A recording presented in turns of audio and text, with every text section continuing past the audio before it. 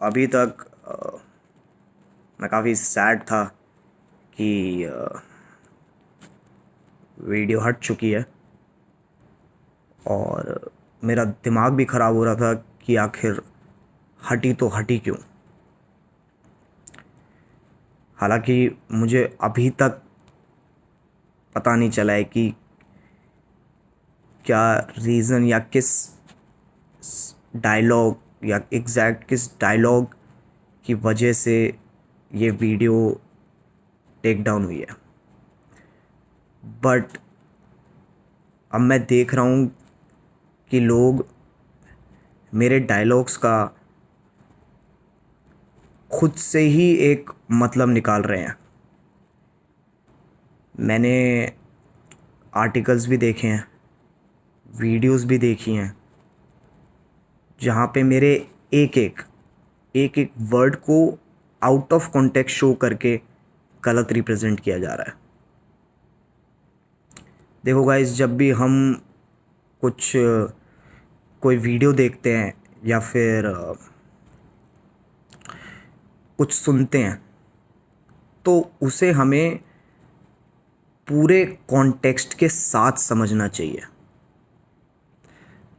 देखो, ये तो एक फैक्ट है कि अगर तुम कोई सेंटेंस, स्टेटमेंट या डायलॉग को आधा पढ़ोगे या फिर उसका सिर्फ एक सिंगल वर्ड पढ़ोगे तो उसके तो 100 मतलब निकल सकते हैं। मेरे बहुत सारे स्लैंग्स को आउट ऑफ कॉन्टेक्स्ट ले जाया गया है। मैं उनमें से तुम्हें एक एग्ज़ाम्पल देता हूँ कि जब वीडियो में आमिर सिद्दीकी ब्रांड्स वाला पॉइंट कहता है कि टिकटॉक इन्फ्लुएंसर्स के पास यूट्यूबर्स से ज़्यादा ब्रांड्स होते हैं, तो मैंने उसके रिएक्शन में कहा था कि जब इनकी ब्रांड डील्स होती है तो एक इंडिविजुअल क्रिएटर के साथ ना होकर बहुत सारे क्रिएटर्स के को लेकर होती है, तो उनकी एक इंडिविजुअल क्रिएटर की इतनी ब्रांड वैल्यू नहीं होती। और उसी ब्रांड वैल्यू के कंटेक्स्ट में मैंने एक डायलॉग बोला था कि मिठाई की दुकान पे लेके जाऊंगा 200 में बिक जाएगा।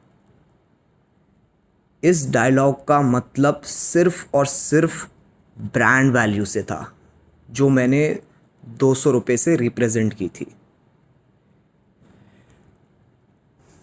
अब मैंने ये भी देखा है कि कुछ लोग मेरे स्लैंग्स को हिंदी टू इंग्लिश ट्रांसलेट करके गलत रिप्रेजेंट कर रहे हैं।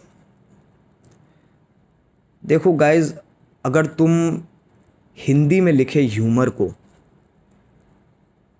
इंग्लिश में ट्रांसलेट करोगे तो मतलब चेंज हो जाएगा बिल्कुल ही। अगर मैं हिंदी टू इंग्लिश करता हूँ स्लैंग्स को तो उसका एक अलग ही मतलब है, और वो उस केस में भी है जब तुम इंग्लिश टू हिंदी कर रहे हो, वो दोनों केसेस में है।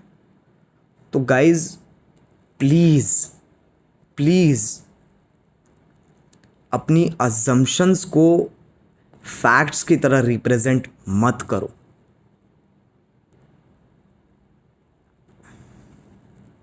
और अभी तो मुझे खुद नहीं पता है कि ऑफिशियली किस डायलॉग की वजह से वीडियो टेक डाउन हुआ है। तो अपनी तरफ से अजम्पशंस मत लगाओ और प्लीज़ पूरा कॉन्टेक्स्ट समझो, प्लीज़।